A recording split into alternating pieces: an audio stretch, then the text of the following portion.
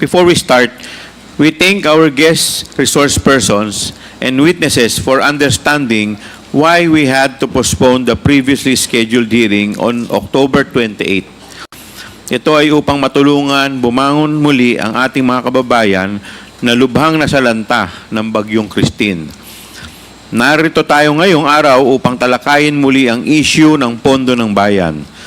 Pondong mas nailagak sana sa mga kababayan nating naapektuhan ng mga nakalipas na bagyo. Earlier this year ay pumasa sa Kamara at inaprubahan ang Republic Act No. 12009 o ang New Government Procurement Act. Binabalangkas ng batas na ito ang mga pundasyon ng government procurement, kabilang dito ang prinsipyo ng transparency, competitiveness, and participatory.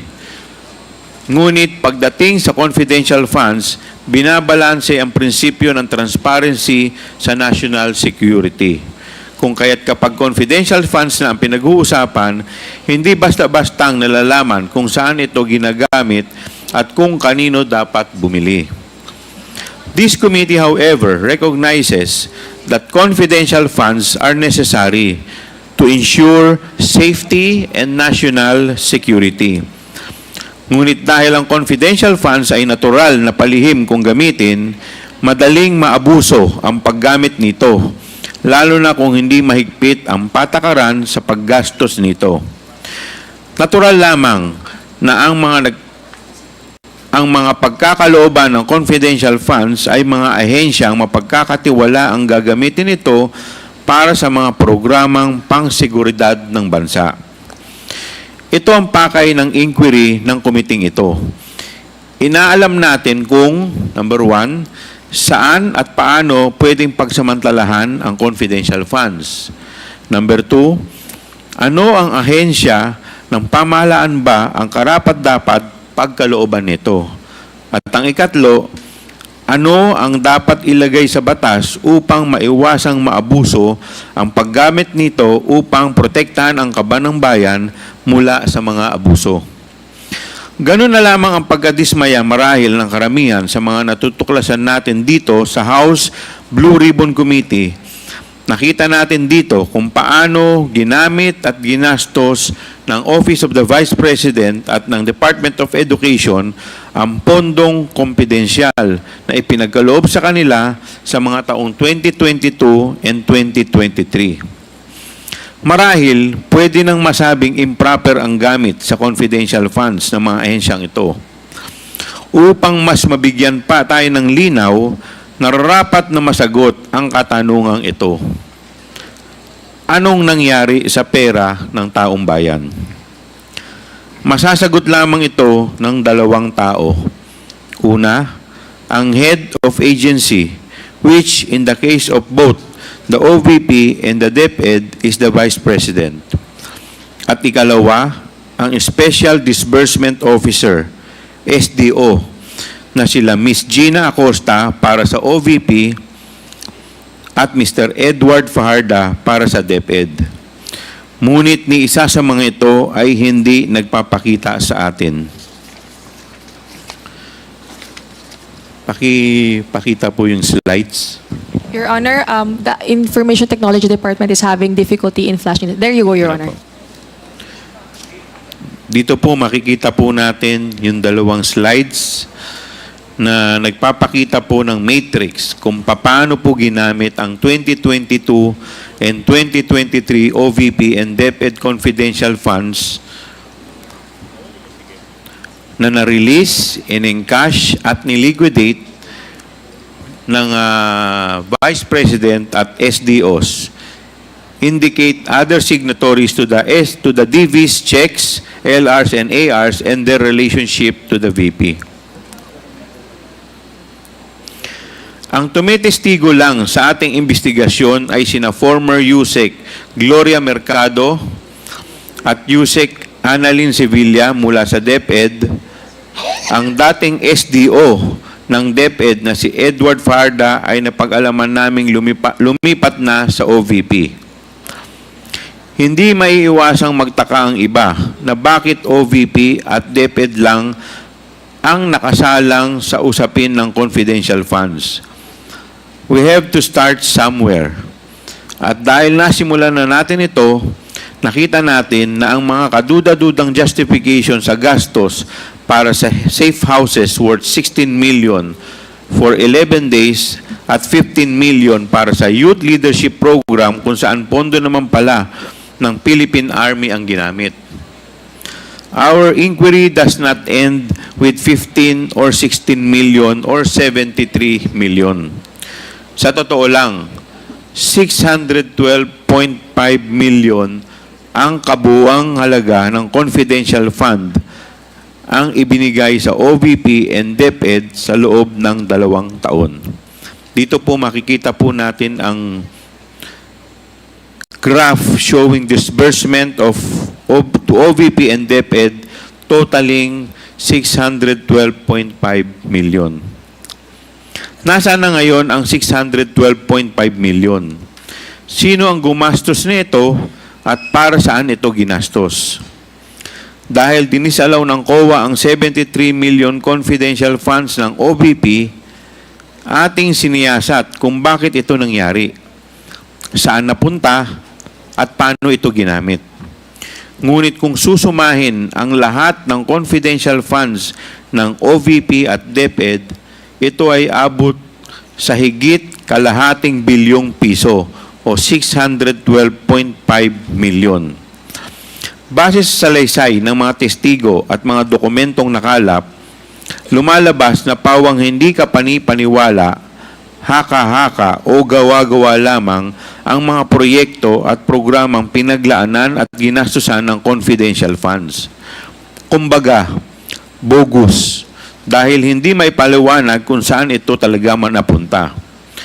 Sa mga nakaraang 3 pagdinig ay natuklasan natin ang mga sumusunod. Una, para po sa taong 2022, kasama sa 125 million confidential funds ng OVP na ginastos, sa loob lang ng 11 araw, ang 16 million nito ay ginastos para sa upa at maintenance ng 34 safe houses. Sa 16 million na ito, makikitang may isang safe house na ginastusan ng 1 milyon base sa mga acknowledgement receipt para lamang sa 4 na araw. Lumalabas na 250,000 per day ang upa at maintenance nito. Marahil kahit mag-check-in ka pa sa pinakamahal na hotel dito sa bansa ay hindi aabot ng ganitong kalaki ang iyong bill. Para sa taong 2023, the OVP spent confidential funds amounting to 125 million for the first 3 quarters, or a total of 375 million. The OVP spent for safe houses alone 16 million in the first quarter, 16 million in the second quarter, and 5 million in the third quarter. Next slide, please. Dito po makikita po natin emphasizing the amount spent for safe houses in relation to the months it supposedly covered. Talaga bang kinakailangan nila yung mga safe houses na to? Legitimate po ba yung paggastos nila dito? Bakit kaya hindi na sila gumastos para sa safe house sa buong taon ng 2023? Pangalawa, aside from the anomalous and unreasonable amounts paid for the safe houses, for the other expenses po na ginamitan ng confidential fund ay may similar pattern. Hindi reasonable ang halaga at mas malala ay umabot ng 612.5 million ang gastos na suportado lamang ng acknowledgement receipts with only basic details which can be easily fake. Pangatlo, napag-alaman din natin na ang certifications mula sa infantry battalions ng Philippine Army ay ginamit upang palabasing may natanggap na mahigit 15 million ng confidential funds ang Army mula sa DepEd. Subalit, mariing pinabulaanan ito ng mga mismong pumirma sa mga certifications. Hindi rin alam ng ating mga sundalo na ang kanilang certifications ay gagamitin ng DepEd upang suportahan ang paggasta sa kanilang confidential funds. Sana ba talaga ginastos at napunta ang pera kung hindi naman pala ito ginastos para sa Philippine Army? In Audit Observation Memorandum number 2024-015 dated February 1, 2024, first AOM, the COA flagged the report. Payment of rewards to the informers in the amount of 7,509,000 in the first quarter of 2023 and 8,031,000 in the second quarter of 2023 because these expenditures were not supported with required documents. In sum, this amounts to 15,540,000 of public funds.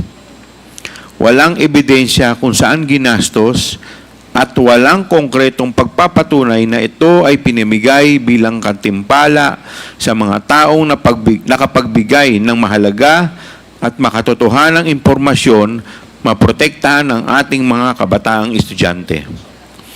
Sa nakaraang pagdinig at nagmula kay Atty. Powa utos kay Yusek Mempin upang humingi ng katibayang maibibigay sa COA upang patotohanan ang paggasto sa confidential funds. Si Yusek Mempin naman, na dating commander ng Task Force Davao, ang humagilap ng certifications at ginamit na nga ito ni Atty. Powa sa pagsagot sa first AOM ng COA.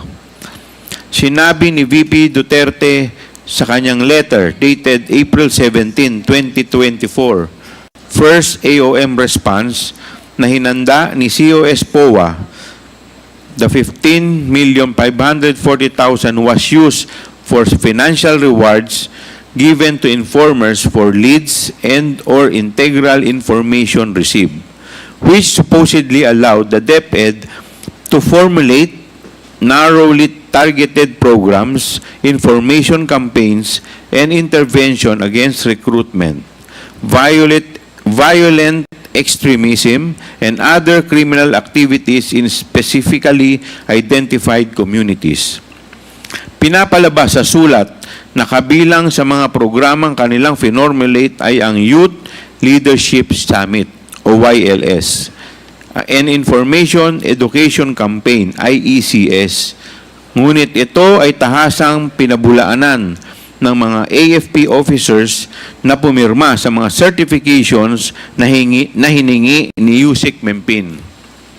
Pang-apat, lahat ng mga testigong humarap sa kamera ay nagsabing hindi nila alam nasaan ang pera at saan pumunta ang pera. As stated by Atty. Powa, when it comes to confidential funds, only two persons can answer the question: the VP herself and the Special Disbursing Officer, Mr. Edward D. Fajarda. Subalit, wala na si Mr. Fajarda sa DepEd. Siya ay nasa OVP na at kabilang sa mga tumatangging humarap sa ating pagdinig. Marahil, mas makabubuting kung sa halip na mag-presscon ay dumalo na lamang sa ating mga pagdinig upang harapin ang mga katanungang ito under oath kabilang ang kanyang mga tauhan. May paliwanag o wala, isa lang ang tiyak na sagot. Malamang hindi napunta ang confidential fund sa mga estudyante pati sa kanilang seguridad. The numbers drawn came from the very documents submitted by the Vice President. To close, I emphasize that the discoveries made by the committee is just the tip of the iceberg. Marami pa po tayong kailangan malaman at mahalagang dapat malaman kung saan napunta. Malinaw na madaling abusuhin ang confidential fund kung masyadong maluwag ang mga panuntunan sa paggamit nito. COA has been basically reduced to the ministerial task of checking whether the documents required to be submitted with respect to the confidential expenses are complete, without even checking the veracity of the information contained in these documents, compared to the audit of regular funds where transactions need further substantiation. This must be addressed to prevent not only leakage of government resources, but to close an avenue for graft and corruption. The mission of the committee is to craft a bill considering this relevance, these revelations to regulate and ensure the proper use of confidential funds. Maraming salamat po.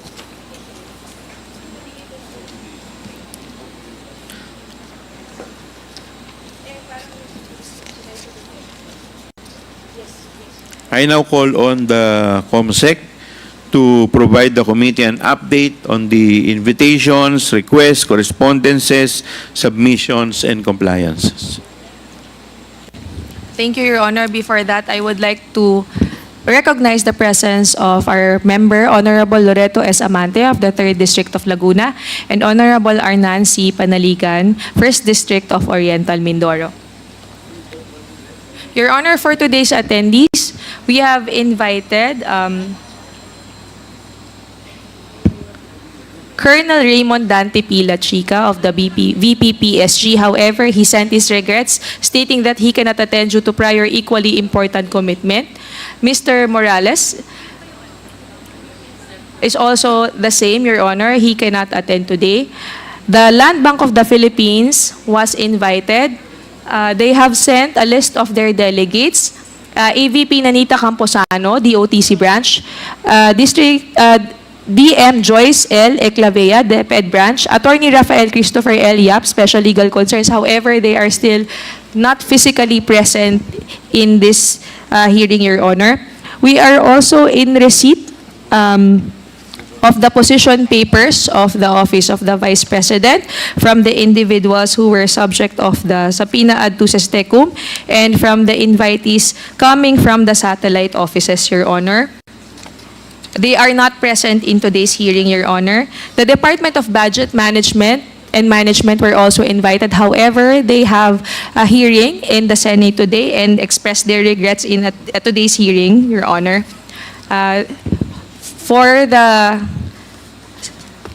subpoena ad duces tecum, Your Honor, it was service was refused. It was served on November 2. However, it was Duces tecum or ad testificandum? Pardon, Your Honor. Subpoena ad testificandum.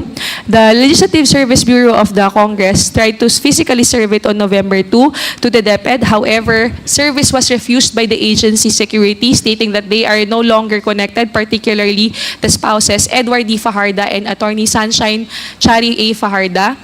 When it was served to the Office of the Vice President in their office in Mandaluyong, the security of the building himself said that he will not accept it. It was again served yesterday, November 4, but the legal of the OVP refused to actually receive the subpoena ad duces tecum, Your Honor, but it was sent to their email last night.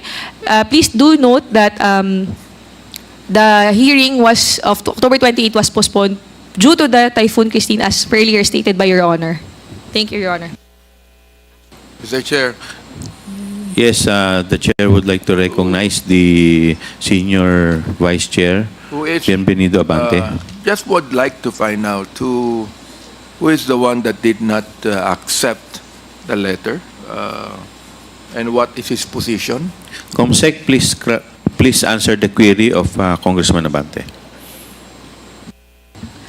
Your Honor, this is based on the report of the Legislative Service Bureau. From the legal department of the Vice President, they were in coordination with her, Attorney Emily Torrentira. She was the one who refused to accept the subpoena, Your Honor. Mr. Chair, is there any reason why she refused to accept the invitation? Did she give any reason, Mr. Chair? What is the reason? Your Honor, the Office of the Vice President submitted the position paper dated today, signed by the individual subject of the subpoena ad duces tecum. Part of their excuses was that to follow the procedure, the 3-day subpoena, service of subpoena procedure under the rules. However, they stated here that there was no subpoena received, but they refused to receive the same, Your Honor. Second, justification, Your Honors, the subject matter of the deliberation is not in aid of legislation and violative of the rights of the resource persons. They also raise jurisdictional issue and their right to decline invitations. And lastly, sub judice because of pending cases in the pending case in the Supreme Court, Your Honor. The position paper respectfully submitted November 5, 2024 were signed by the following individuals: Attorney Zuleika T. Lopez, Attorney Emmanuel Lemuel G. Ortonio, Attorney Rosaline L. Sanchez, Julieta L. Villa del Rey, Gina F. Acosta, Attorney Sunshine Chari A. Fajarda, and Mr. Edward D. Fajarda, Your Honors. There is another second position paper, however, this pertains to the satellite offices, the lead managers of the satellite offices, and not subject of the subpoena, Your Honors. Mr. Chair, did these people who have invited wrote to us a personal letter why they cannot attend, or it was just more of a the person that actually said that they cannot accept the invitation? Your Honor, it was not signed by the person who refused to actually receive yesterday. It was signed by the subject of the subpoena ad duces tecum, Your Honor. The subjects of the subpoena. Are all of these invited, Mr. Chair, still active in the Vice President's office, or they were actually working with the Vice President in a DepEd? Are they now working with the Vice President in her office as Vice President, Mr. Chair? Pardon, Your Honor, I would like to correct my statement. It is subpoena ad duces ad testificandum, Your Honor. For the position paper, Your Honor, the committee and the secretariat has information that Attorney Sunshine Chari A. Fajarda was formerly an ASEC of the Department of Education. In the previous hearing, the position papers she submitted to the committee was did not use the header of the Office of the Vice President. However, from the start of our hearings, Your Honor, Mr. Edward D. Fajarda, formerly an SDO of the Department of Education, submitted his position papers under the header of the Office of the Vice President. It was only today, in view of this position paper submitted today, that the Secretariat was made aware that Attorney Sunshine Chari A. Fajarda is now with the Office of the Vice President, considering that she signed her name here under the header of the OVP. As to the question of Congressman Abante, with respect to the status of this subject, siguro we can ask the former undersecretary or the spokesman of the Vice President, Attorney Powa, if are you still connected with the... Well, I understand that you are no longer connected with DepEd, but how about in the Office of the Vice President? Are you still connected? Good morning. Good morning, Mr. Chair. Yes. I would like to inform the Honorable Committee that I am no longer connected po with the Office of the Vice President. Hindi na po ako, yung consultancy contract ko po was already pre-terminated, Your Honor. Not even as a spokesman? Wala na rin po ako as spokesperson. Okay, but Opo. are you aware of the status of the people who are subject of the subpoena? Opo. Are they still connected? Honestly, Your Honor, when I was still there, yes, they were connected with the OVP. Although, as of today, hindi ko na po talaga masabi factually if they are still connected or not. I would assume because of the position paper with the letterhead that they're still connected. But I cannot confirm that because nagpaalam po ako, nagpaalam po ako na umalis prior pa po to the previous hearing that we had. Mr. Chair, I assume Yes, Congressman Abante. that Attorney Powa knows all of these people personally, di ba? Yes, Your Honor. Yes, Your Oo. Honor. So therefore, siguro at present, alam mo pa rin kung sino yung connected kay Vice President. Yes, Your Honor.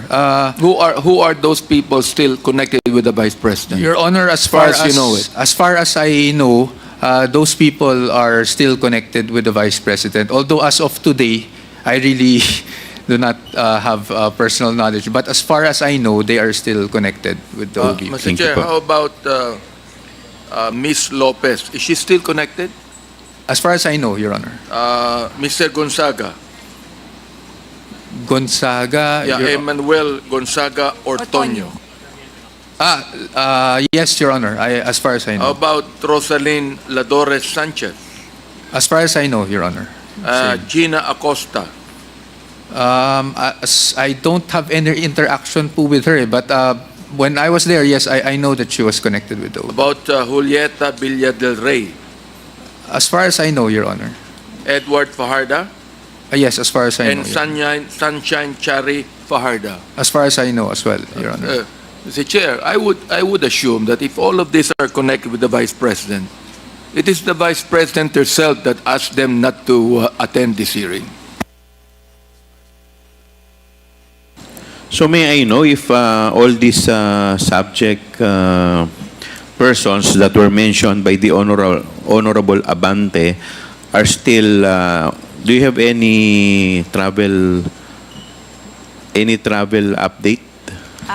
Your Honor, Are they still? Yes, Congressman. Mr. Chair, may I also? Mr. Chair. Congressman Sia. Yeah, thank you very much, Mr. Chair. In line with the question of Chairman Abante, well, I'd like also to ask Attorney Pao, because she mentioned certain number of names, and you confirmed that they are still connected with the Office of the Vice President. Would you also know if an individual by the name of Kelvin Tuntinido and Maria Edeline Rabago are still also connected with the Office of the Vice President? Your Attorney Honor, Poa. Please Mr. Chair. respond.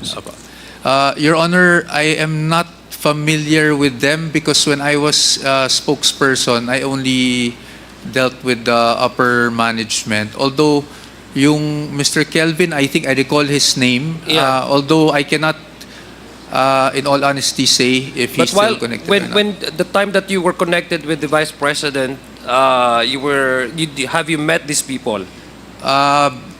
Briefly, you say that- yeah? Briefly, Your Honor, because of the budget hearings that Okay. time. Opo. Are they career officers of OVP? I honestly wouldn't know, Your Honor. Okay, thank Kasi you. I was only a consultant, Your Honor, so I beg your indulgence on Yeah. that. Okay, thank you, Attorney. Thank you, Mr. Mr. Chair. Chairman, just Congressman Paduano. just to clarify things, because we're discussing some other names mentioned by members or colleagues, no, and members of this committee. While we have received already the official position from the Office of the Vice President and was signed by 7 persons, subject of isupena at testificandum. Yes. So Mr. Chairman, ganito na lang po because reading on the documents, no, that was as reply and an excuse from the Office of the Vice President signed by the 7 persons cited, issued by Supuena at testificandum, a certain Attorney Lopez, at Lemuel Ortonio, Attorney Sanchez, Julieta Villaderle, Gina Acosta, and the spouses Sunshine and Edward Farda. Now, Mr. Chairman, while question of being absent in today's hearing was already discussed and answered by this honorable committee, unless otherwise, some of the members will discuss it once again with regards to question of sub judice, question of jurisdictional issue, and the right to decline the invitation. But one thing is important, Mr. Chairman, that they invoke the question of the 3D rule, which is our internal rules. So, Mr. Chairman, now to be safe, for this committee to be safe, may I respectfully move na lang, Mr. Chairman, to once again issue subpoena ad testificandum to all those mentioned name, no? To all those mentioned name and what's issued previously a subpoena ad testificandum to be present in the next hearing, Mr. Chairman. So move, Mr. Chairman. Yes, Deputy Speaker Suarez. Second.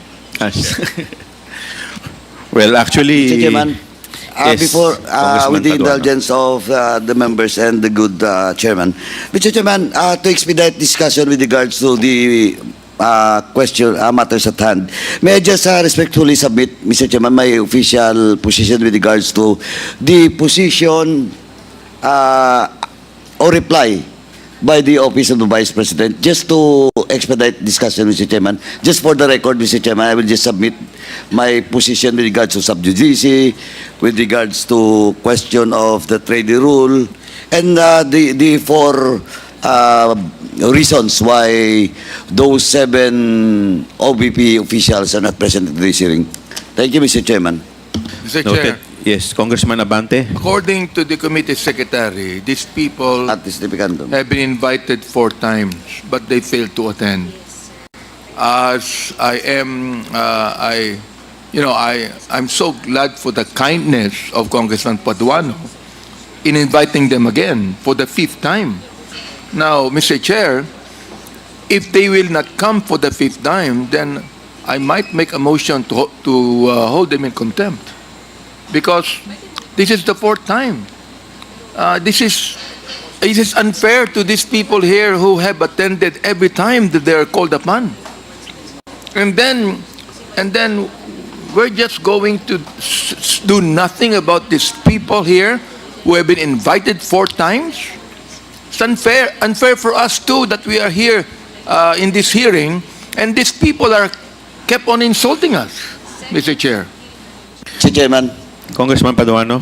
Thank you, Mr. Chairman. With the manifestation made by the Honorable Vice Chair Abante with regards to the issuance of subpoena ad testificandum, let's cross the bridge. I think, Mr. Chairman, let's cross the bridge when we have the next hearing. No?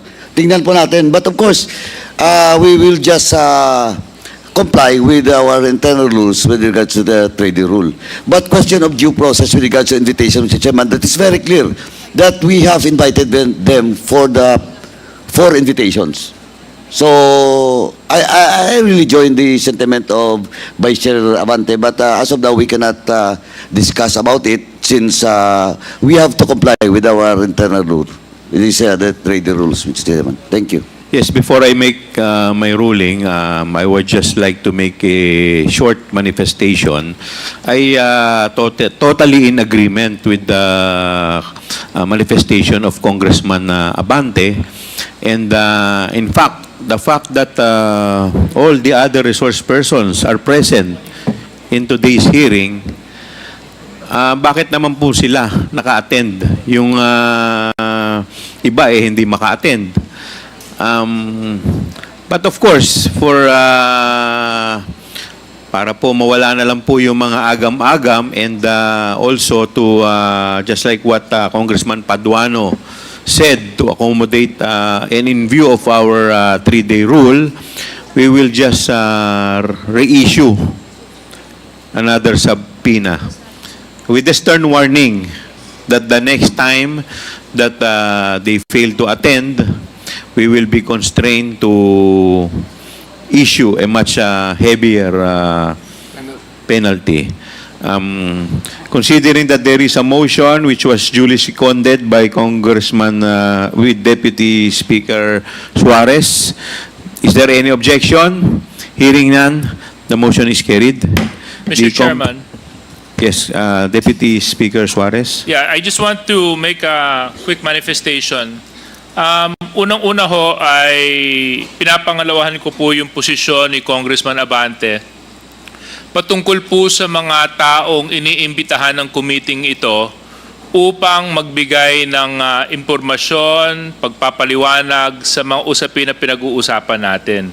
Kung hindi po ako nagkakamali, Mr. Chairman, pang-4 na hearing na po natin ito. Tama po ba ako? This is our 4th hearing. I'm sure a great number of the Filipino people know what we're talking about. I'm sure the Office of the Vice President know what we're talking about. I'm sure the officials of the DepEd know what we're talking about. And being public servants, whether you're elected or you're appointed, it is part of your duty to make sure that you exercise transparency and accountability in the exercise of your duties and functions. Now, as an appointed official, having that oath that you have taken, pag meron pong mga patawag na ginagawa, ang Kongreso, maging ang Senado at ang mababang kapulungan, obligado pong umattend sila dahil napakahalaga po ng kanilang ibabahagi sa ating mga pinag-uusapan. So, alam ko naman po ay nakikinig yung mga iniimbitahan natin na ayaw sumipot. Pakiusap ko lang po sa kanila para naman matapos na po ito at makapagpatuloy na po tayo sa ilang bahagi. Ang habol lang naman po natin dito ay katotohanan, pagpapaliwanag lang kung paano ba ginastos yung pera. Hindi naman siguro masyadong mahirap ipaliwanag kung tama naman po ang paggastos ng pera. So, sinususugan ko po yung posisyon ni Congressman Paduano na pagbigyan natin muli ng, sige, isa pang pakiusap. Tulad na lang ng ginawa natin ng budget hearing, pinagbigyan na naman natin ng isa pang pagkakataon para humarap sa plenary. Kasi lang sana naman po, ito na ang huling pagkakataon na ibibigay natin. Dahil mahalaga po ang oras natin, mahalaga po yung oras ng mga taong pumupunta dito. Ako po ay nakikiisa sa pasasalamat sa inyong lahat. Dahil alam ko naman po ay inaabot po tayo minsan dito ng 8-10 oras sa pandinig. But you give time. You open up your schedule because you know the importance and the significance of these hearings. So again, Mr. Chair, I just wanted to manifest that I am very disappointed with the position of our invited guests for the fourth time, not attending our hearing. And I do hope that when we do issue the subpoena tomorrow, we can take our proper action. Now, my question, Mr. Chair, is what other legal remedy does the committee possess insofar as to secure, number one, if our resource persons are still in the Philippines? Number two, to avoid flight. Number three, to ensure that their presence will be here in the following hearing. Thank you. Mr. Chair, Yes, Congressman Abante. in relation to the question of my good friend Congressman J.J. Suarez, nakalagay po dito sa pinadala sa atin na information that only Zuleika Lopez departed on November 4. Emmanuel Gonzaga Ortoño arrived November 20. Rosalyn Ladores Sanchez arrived May 21. Juliet Villadel del Rey arrived October 5. Edward Fajarda and Sunshine Chari Fajarda arrived June 25. Now, wala pa naman po naka-report na umalis sila uli. Sa palagay ko po, hindi lang talaga, I just would like to manifest, Mr. Chair, na napakabait po ng Committee on Good Government for giving them the chance for the 5th time to attend. Sana naman po ay hindi na kami ipahiya dito sapagkat para bang nararamdaman ko na umiiwas sila na tanungin kung paano ginamit ang pondo ng ating pamahalaan na dapat nilang linawin sa committee ito sapagkat tayo po ang binigyan ng mandato ng konstitusyon upang ating busisiin ang pondo na ginagamit ng bawat ahensya ng gobyerno, Mr. Chair.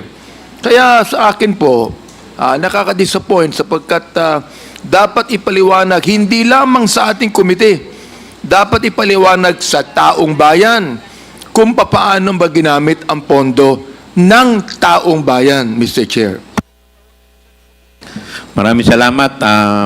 Mr. Maybe Chair. we can... Mr. Chair. Mr. Yes, Chair. Congressman Sia. Just like to inquire, since we are on the subject of issuing subpoena at this testificandum to certain individuals, may I also inquire from our COMSEC, have we also sent invitation to Mr. Kelvin Jerome Tenido and Maria Edelyn Rabago? These are, I believe, career officers in the office of the Vice President. Have we sent them invitation in the previous committee hearings? Your Honors, in the previous committee hearings, Mr. Kelvin Jerome Tenido was invited. Ms. Rabago was first-time invitee. Okay. Your Honor.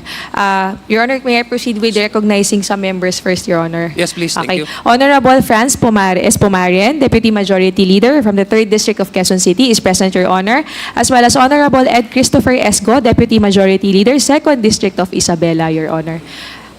Yeah, so how many times did they refuse to appear before this committee hearings? For Mr. Kelvin Jerome Tenido, Your Honor, this is the second time. For Ms. Rabago, this is the first time, Your Honor. Okay. Mr. Chair, I'd like to ask, Mr. Chair, how many times would the committee allow for certain invitees not to appear in the committee hearings before we can issue a subpoena for them to be mandated and obligated to appear before this committee hearings? Your Honor, under the rules on inquiries, witnesses, resource persons, and guests are allowed 2 unjustified absences, Your Honor. Have they sent us justification or a reason for their not attending in the previous committee hearing? Did we receive any excuse letter from them? No excuse letters, Your Honor. Only position papers refusing to attend, Your Honor, based on the points raised in the current position paper that we have. It has been reiterated from day one of the other members or of officials of the Office of the Vice President, Your Honor. Thank you, Mr. Chair. Thank you, COMSEC. I'd like to reiterate again the manifestation of Deputy Speaker J.J. Suarez that we have been very lenient to these individuals.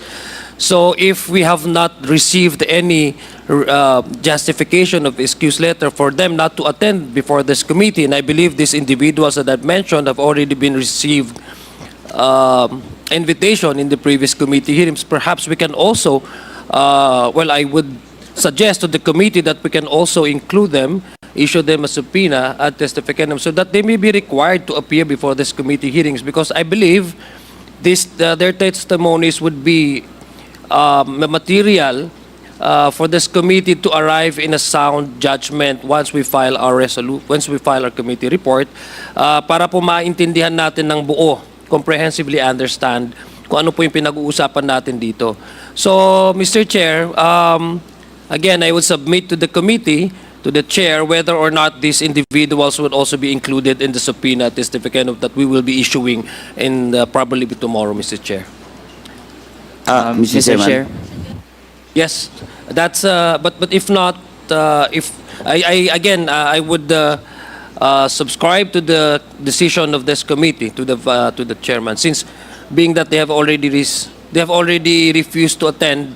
This is the second time, no? Or the third time na, no? COMSEC? The second time. Chairman.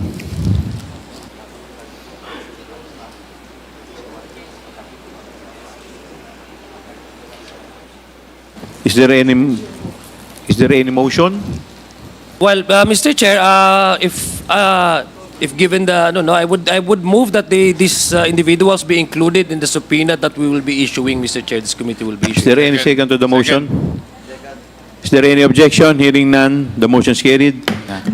COMSEC, please Thank you very include much, Mr. the Chair. names Kelvin Tenido and Edelyn Rabago to the subpoena at testificandum. Noted, Your Honors. May I please continue with the update for the resource persons, Your Honor? Yes, please could you please also update this committee if the lookout bulletin that we requested to the Bureau of, to the DOJ has already been released?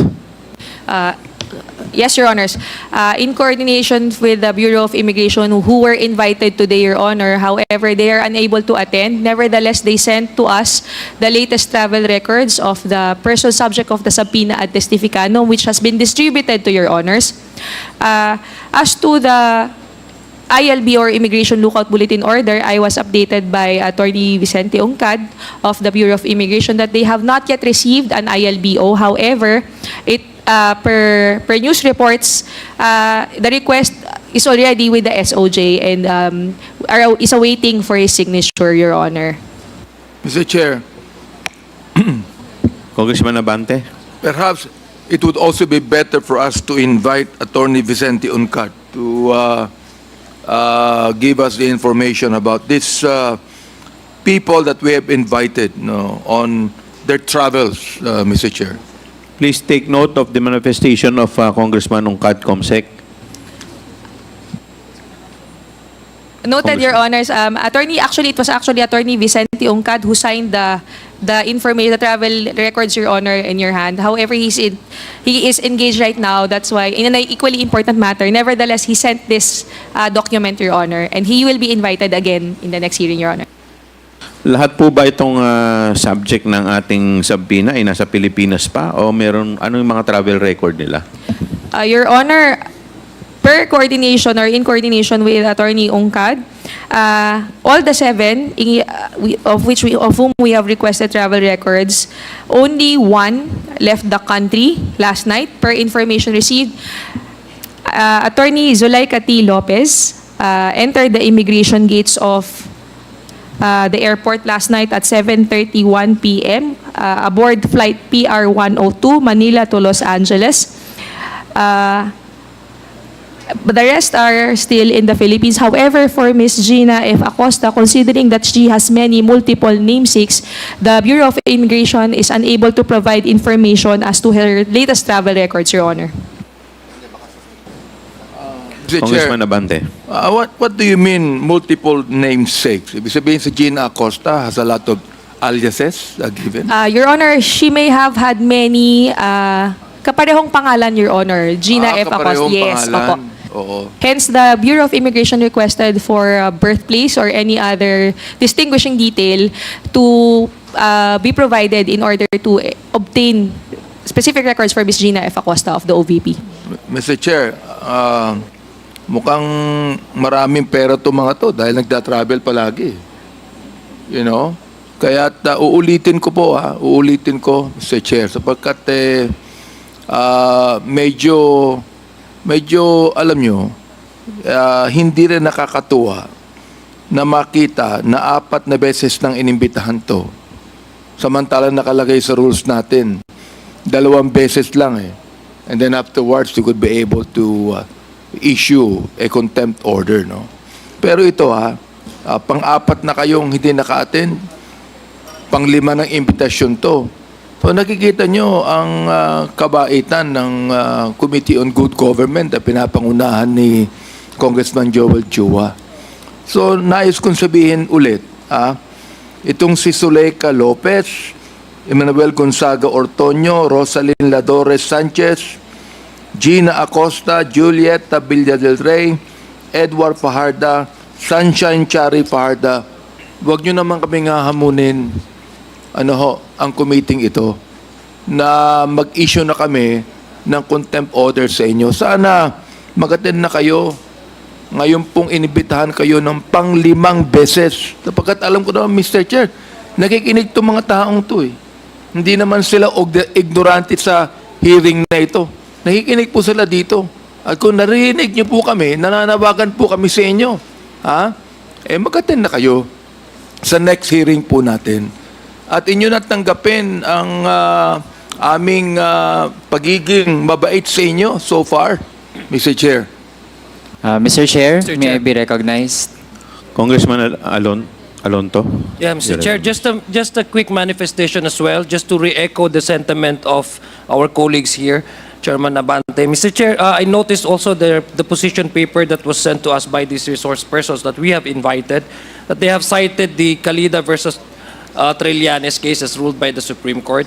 Mr. Chair, there's no portion in that ruling of the Supreme Court where it says that the invitation of a certain individual may not appear in the committee proceedings. It merely imparts there in the ruling, Mr. Chair, in that particular ruling by the Supreme Court, impart there that the Congress must, again, be conscious about the rights of the invited persons. Hindi ho na sinasabi doon na may right na hindi pumunta. Wala pong doon sa ruling na yon, kasi yung pong in-invoke nila na ruling na yon sa kanilang response sa ating komite, na wala pong sinasabi doon sa ruling na yun na wag silang pumunta.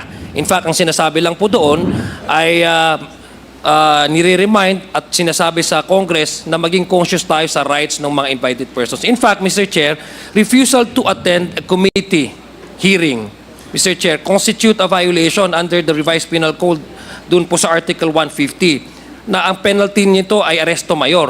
In fact, we are being given and recognized by the Supreme Court that we have the mandate as part of our oversight functions, to really invite these persons and know exactly what, the issues at hand, yung expenditure ng public expenses. So I think, alam nila yan, kasi they have invoked this ruling by the Supreme Court and they have cited this ruling.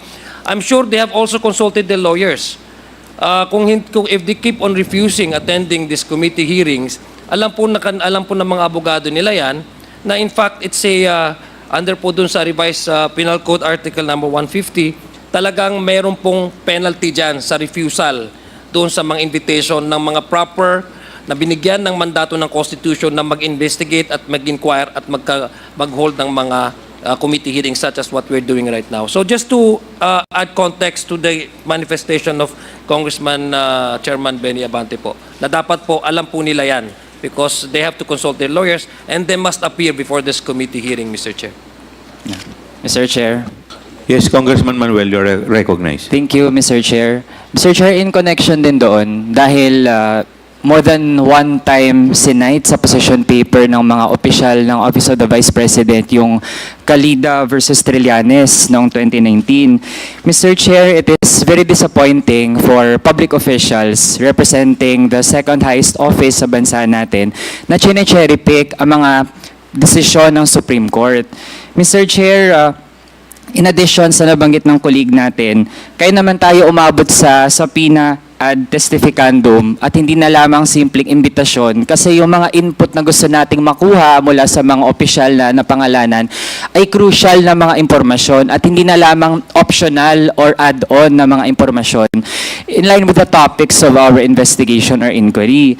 Tsaka Mr. Chair, hindi nila sinight na actually yung petition nung nag-file versus kung sino yung dapat sumagot. Mr. Chair, this Supreme Court petition was actually dismissed. Ibig sabihin, nag-favor yung Supreme Court doon sa kapangyarihan ng legislative bodies na mag-conduct talaga ng mga investigations in line with the legislation. Lalo na yung national budget ay isa yan sa pinagdedebatihan talaga ng mga batas dito sa ating bansa. And Mr. Chair, sa position paper kasi ang dami talagang palusot pero hindi pa maayos yung mga palusot na binibigay. At actually, lalo lang na ina-undermine at hindi nire-respeto yung trabaho ng mga mambabatas, kinakasyon na hindi ito in aid of legislation, wala daw jurisdiction yung committee, nasa Supreme Court na daw.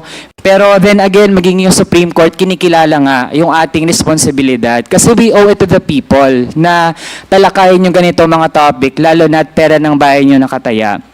And also, Mr. Chair, yung dinahilan din kasi daw natanggap yung letter, holiday, tapos may weekend pa, kaya late daw nabasa. Mr. Chair, we would like to remind these officials na dahil mga public official tayo, hindi dapat basta-basta ginagamit yung holiday or weekend bilang dahilan para i-neglect yung ating duty. Kasi tayo, we have a standard, sapat yung minimum 3 calendar days for us to issue notices kapag magkakahiring tayo. So, yun lang gusto nating reiterate, Mr. Chair, in support din sa mga nabanggit dahil sobra na itong actually, nasa extent na rin po ng pagbabastos na sa mandato ng committee natin to conduct this investigation. Yun lang, Mr. Chair. Thank you. Mr. Chair, Congressman Abante. Tayo po yung nagpapasalamat kay Attorney Powa na yung ating pag-imbita sa kanya, palagi siya nandirito, no? The fact that he worked as a spokesman of the Vice President before. Gusto ko lang tanungin sa kanya, kilala niya yung mga taon to. Ito ba talaga mga ugali nito mga taon to?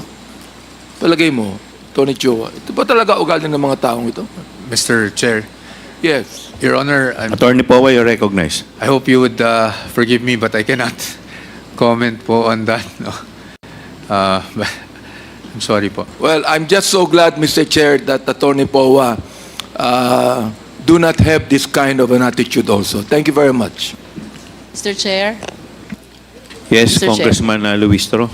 Mr. Chair, to complete the arguments, our answer to the arguments which were raised by the OVP in their position paper, I wish to share the rules and the jurisprudence which were cited with respect to the argument on sub judice rule.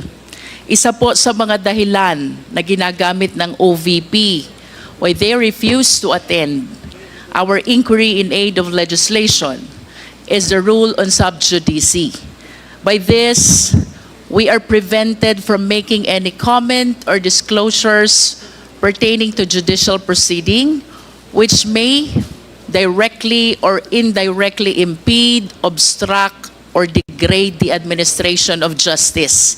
In Filipino, Mr. Chair, kapag ang subject matter is already pending in court, generally, we are precluded from making any comment.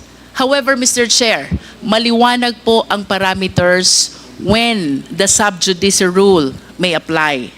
And I wish to share, number 1, under Section 1 of the Rules on Inquiry in Aid of Legislation, the filing or pendency of a case before any court, tribunal, or quasi-judicial or administrative body shall not stop or abate any inquiry conducted to carry out a legislative process. Number 2, Mr. Chair, there is no pending court case or administrative appeal that involves the same subject matter of this hearing. I understand that there are pending petitions before the Supreme Court, but let us acknowledge that the subject matter of those petitions is the constitutionality of the grant of confidential fund to executive offices like the OVP and the DepEd. Whereas the subject matter of this investigation, Mr. Chair, is the utilization of the confidential fund. These are two different matters, Mr. Chair. And third, Mr. Chair, let us be aware of the jurisprudence on the case of Romero II versus Estrada. This is GR number 174-105, promulgated on April 2, 2009, which essentially states ongoing judicial proceedings cannot preclude or hinder congressional hearings in aid of legislation. In this case, it was held that the mere filing of a criminal or an administrative complaint before a court should not automatically bar the conduct of legislative investigation. Otherwise, Mr. Chair, it would be extremely easy to subvert any intended inquiry by Congress through the convenient ploy of instituting a criminal or an administrative complaint. Surely, the exercise of sovereign legislative authority, of which the power of legislative inquiry is an essential component, cannot be made subordinate to a criminal or administrative investigation. In conclusion, Mr. Chair, there is no leg to stand on where the OVP can raise the rule on sub judice. I submit, Mr. Chair. Thank you, Congresswoman Luistro. Meron pa pong gusto mag-comment? Yes, Congressman Defensor, you're recognized. Thank you, Mr. Chairman. Just to put to rest once and for all the issue of whether this is in aid of legislation.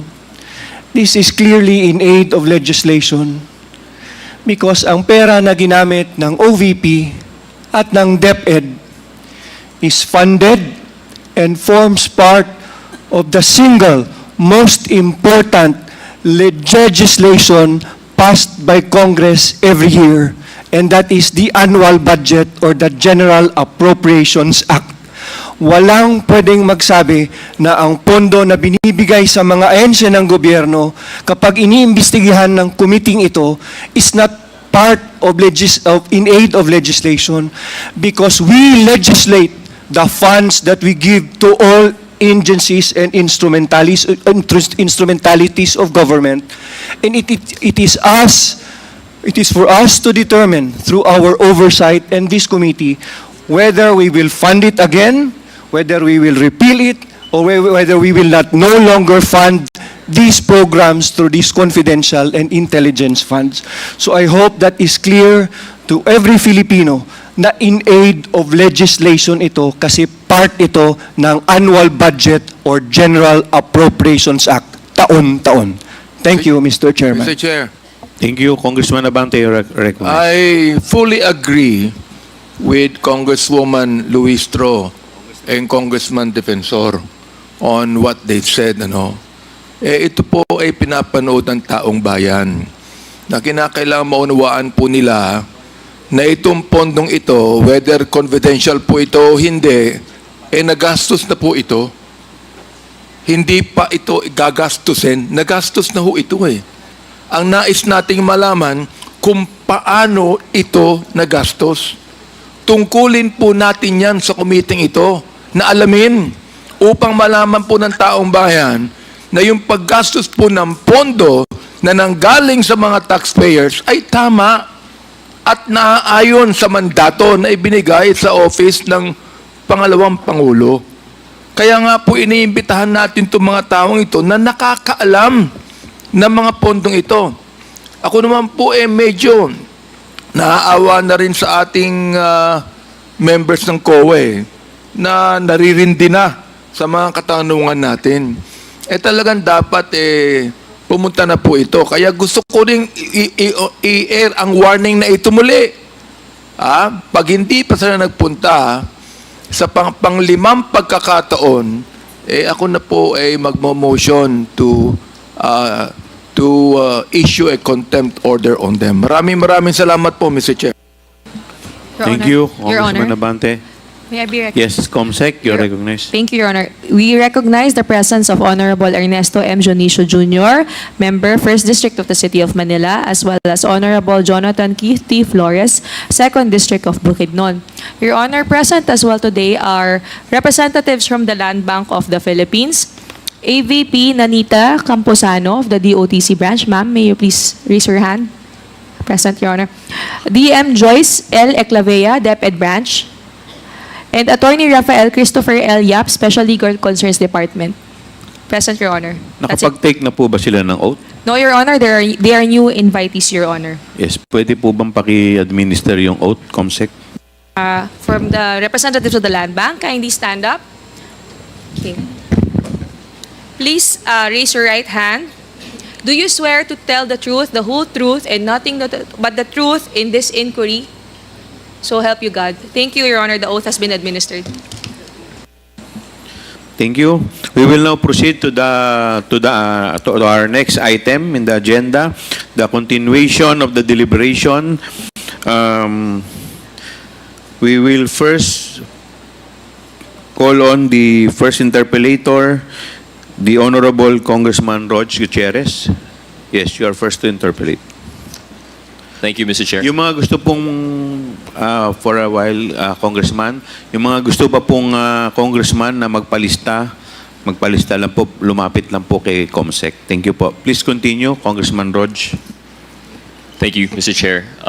Mr. Chair, I just have a few questions based on the ARs that we've done. And given that this is already our 4th hearing, I'm sure COA is very much used to our questioning, and I hope they could indulge us some more. Actually, Mr. Chair, yung aking mga katanungan is supposedly directed to the Special Disbursement Officer of the OVP, because under my understanding, based on the joint memo, this would have been SDO Acosta's responsibility, because under number 6.3.2, Section B, it is part of the Special Disbursing Officer's responsibility to maintain separate records of all transactions and to retain a certified copy or duplicate copy of the required supporting documents and reports on utilization. However, and my questioning is precisely on this, on the acknowledgement receipts attached as justification, yung documentary evidence presented.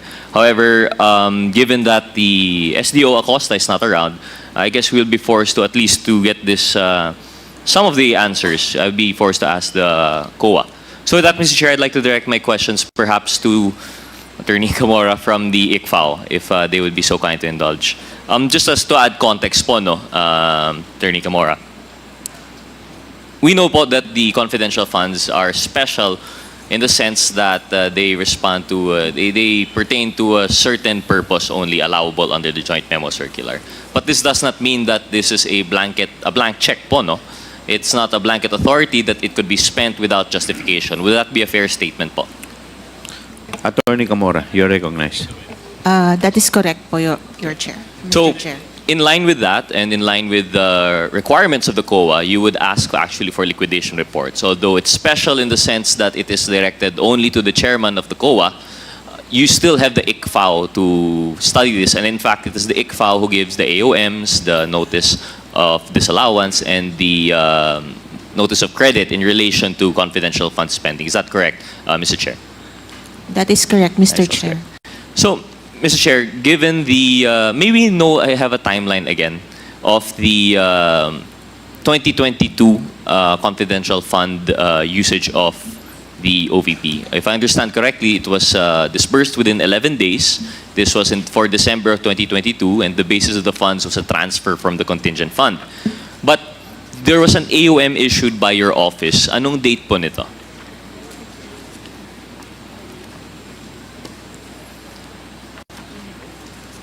Mr. Chair, the first AOM is dated September 14, 2023.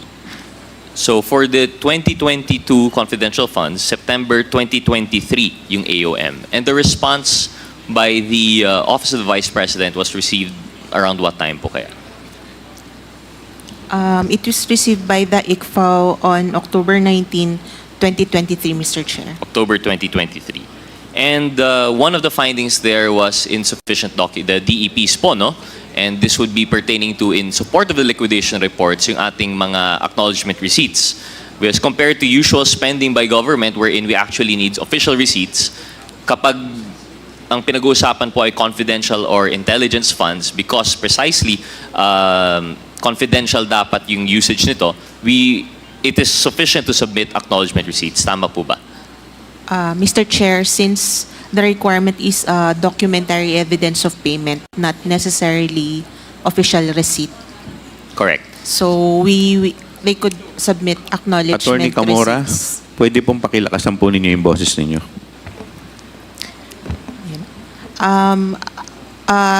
Documentary evidence of payment po ang required sa joint circular. So the acknowledgement receipts are acceptable po. Acceptable. Correct po, no? And I agree with that. So the acknowledgement receipts are acceptable. However, one of the findings of the AOM was kulang nga po yung DEPs. And this is pertaining to the acknowledgement receipts. The first time na nag-liquidate po sila, wala po talagang submitted na DEPs. Opo. So that's why you had the AOMs in September 2023. Part of the findings was the lack of the DEPs, precisely yung mga ARs natin. And then they answered in October 2023. When they filed in October 2023, was it already there, yung DEPs? Yung justification po nila? Yes, Mr. Chair, it was part of their compliance. So it was submitted October 2023. After that, there was a notice of disallowance pertaining to that quarter. Kailan po ito na-issue? Mr. Chair, before that, a notice of suspension was issued. So normally, after the AOM is issued and the COA is not satisfied with the compliance, we issue a notice of suspension, which was issued on December 13, 2023. December 2023. And the notice of suspension you mentioned is when the COA is not satisfied. So yung pagsubmit po ng October 2023 DEPs, hindi pa po satisfied yung COA. And what was the reason that you're not satisfied? Mali-mali po ba yung mga AR or kulang pa po yung mga AR? may mga ibang ARs po na may issues and may kulang pa po na additional documentation on other ARs. And when after the notice of suspension for December 2023, they were given another chance to submit additional documents. Is that correct? Or wala na po? Meron pa, Mr. Chair. Meron pa. They're given 90 days. 90 days. To, When did they apologies. When did they submit their additional DEPs po? In response to the notice of suspension. Mr. Chair, we received their compliance on March 13, 2024. March 2024. And finally, I suppose after this, ito na po yung disallowance. Yes, Mr. Chair. Anong date po ng disallowance po natin? The disallowance is dated August 8, 2024, Mr. Chair. August 2024. Thank you. I'll get back to that po. No? I wanted to establish a timeline because one of the things that we have found with the acknowledgement receipts is that there seemed to be a disconnect in regarding relation to the dates, especially considering the fourth quarter of 2022 CF. Mr. Chair, maybe ask the Secretariat. I don't know if they've prepared it. I want to flash on screen an acknowledgement receipt. Here. Is the date legible po sa inyo? Can you see? I'd like to confirm that the date that it says is actually December 28, 2023. Do you see that, Attorney Camora? Yes, Mr. Chair. And supposedly this was attached. I'm not sure if this would come in for the first batch of response in December 2023 or if it came in with the second batch of response in March 2024. But this is supposedly a DEP presented for the fourth quarter of 2022. Isn't it strange? Not really strange, it's outright false for it to justify an expense in 2022, but the date is 2023. Would that be correct, Ms. Camora? Attorney Camora? That is correct, Mr. Chair. Actually, one of the findings under the notice of suspension is that some of the acknowledgement receipts were dated December 2023 and some were even undated. Yes. And this would be the basis for disallowance? Or was this, this was the findings of the AOM po, no? Yes, that is under the notice of suspension na po, Mr. Chair. Since nakapag-comply na sila, so yung observation namin was already under the notice of suspension po. Okay. How would it be complied po, Attorney Camora? How did they rectify the AR? My understanding po is pag submitted po yung AR, this is already supposedly presumed to be regular, and then you have an outright problem such as 2023. Although you might say na typographical error, but correct me if I'm wrong, this happens more than once po. Is that correct, Attorney Camora? That is correct, Mr. Chair. Would you know how many ARs exactly yung dated 2023 submitted for 2022? Mr. Chair, we have attached it in the original notice of suspension. However, we do not have the figures today. Sige po. Well, just to help you po, no, based on our study, 158 of the acknowledgement receipts have that typographical error. We would understand the typographical error if it happens once or twice, and at most for one individual to make that mistake multiple times. But for supposedly acknowledgement receipts which come from different sources, this should be different people issuing it po, diba? These are different people signing off for different expenses. Now, for 158 people to make the same mistake, is that something that would be acceptable? Is that an acceptable margin of error for the COA? Mr. Chair, they answered in their compliance. As to the Mr. Chair, apologies. Maybe you know what does it mean to answer with the compliance? So they took back yung AR na mali po yung date, or? No, Mr. Chair. Yung compliance nila contained their answers why they had acknowledgement receipts dated December 2023 and undated acknowledgement receipts. And what was the answer po, Attorney Camora? they said they have inadvertently contained clerical or typographical errors indicating 2023 instead of 2022. Considering the nature of confidential activities which are usually conducted discreetly and completed within a short period of time, and in addition to the lack of attention to details of personnel attending to voluminous papers from several individuals, some data in the acknowledgement receipts submitted as proof of transactions may have been missed. Mr. Chair, apologies. I think that portion would suffice po, Attorney Camora. No? So the answer of compliance, they did not dispute, they did not take back the ARs, but they simply gave that defense that it was an inadvertence, or basically typo nga po siya. But precisely the point, Mr. Chair, that I think that the committee should consider is that it's a typographical error for 158 acknowledgement receipts. This is not something that I think, although we do not argue with the COA, of course, this is their jurisdiction. It is precisely their decision if that compliance would be sufficient. However, I think for us to consider in strengthening the laws that we are going to craft, in support perhaps of the joint memorandum circular, I think we have to be stricter with the acknowledged receipts to be issued. Because, Mr. Chair, I would like to propose one thing. Of course, the COA will not be able to answer this. But given the timeline po, no, September 2023 yung first na AOM, the October 2023 was the compliance with the first batch of ARs, and then December 2023, the notice of suspension. And that was the time siguro po, no, that they were coming up with these new ARs. It would make more sense, Mr. Chair, for them to make that mistake. Because pag nagkaka-typographical error po natin sa date, the usual mistake is you put on the date that is current. Isn't it possible, Mr. Chair, based on human experience, isn't it more likely that these ARs were prepared a year after the fact already?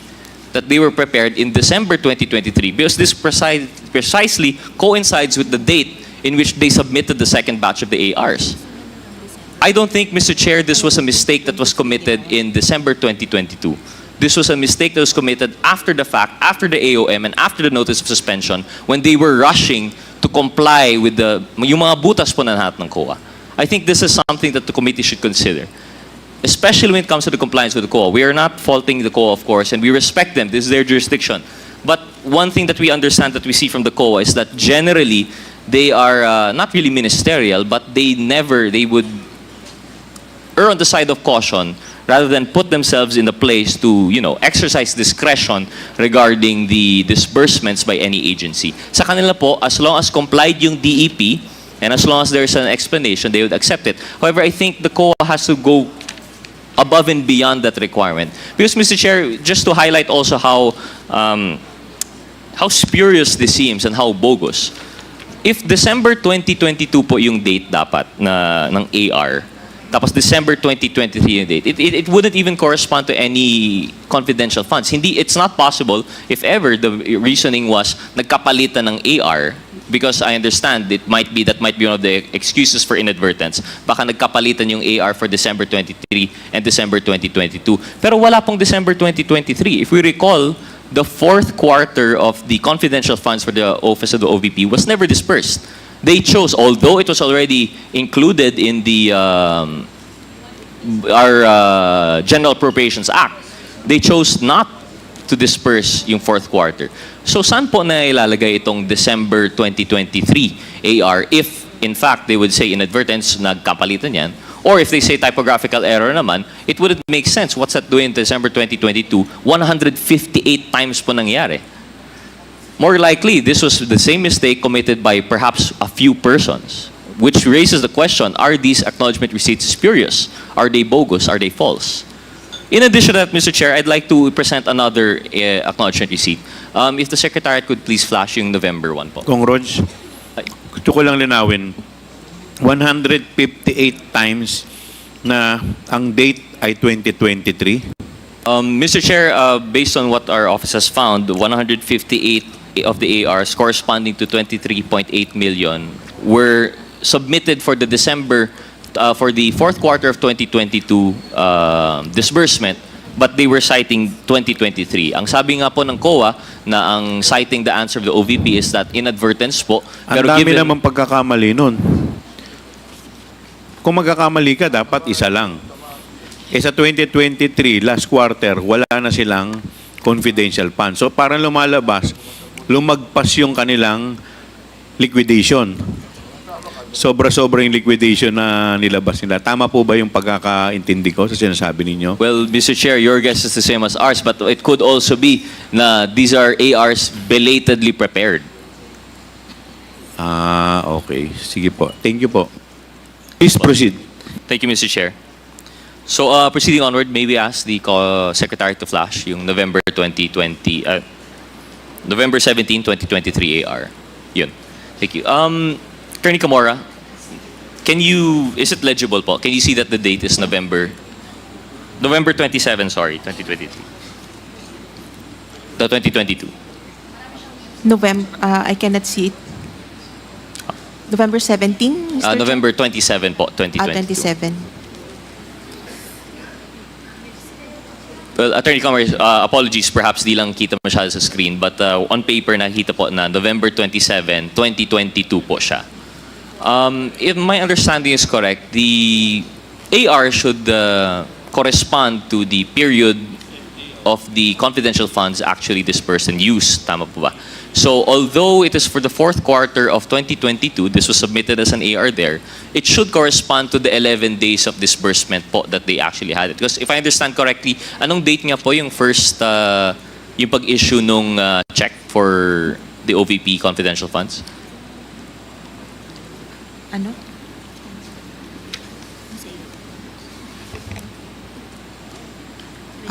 December 20, 2022, Mr. Chair. December 20, 2022. So, definitely, this is after November 27, 2022. Would the COA have, of course, I would not fault COA for this. This is supposedly a question for the Special Dispersing Officer, si SDO Acosta, but given that she's not here, I'm constrained to ask the COA, para saan po kaya would this be considered? Because if we also consider, baka sabihin naman natin na typographical error, baka dapat November 2023 po ito, wala rin pong fourth quarter confidential funds ang OVP for 2023. Tama po ba? Tama po, Mr. Chair. So in that case, how would the COA appreciate this acknowledgement receipt? Normally, Mr. Chair, it should be noted that confidential funds should not be used as payment for reimbursement of previous activities. So it would have been flagged as a reimbursement expense, so not allowed. So this would have been disallowed totally. And perhaps there's a good chance that this is part of the disallowance actually of your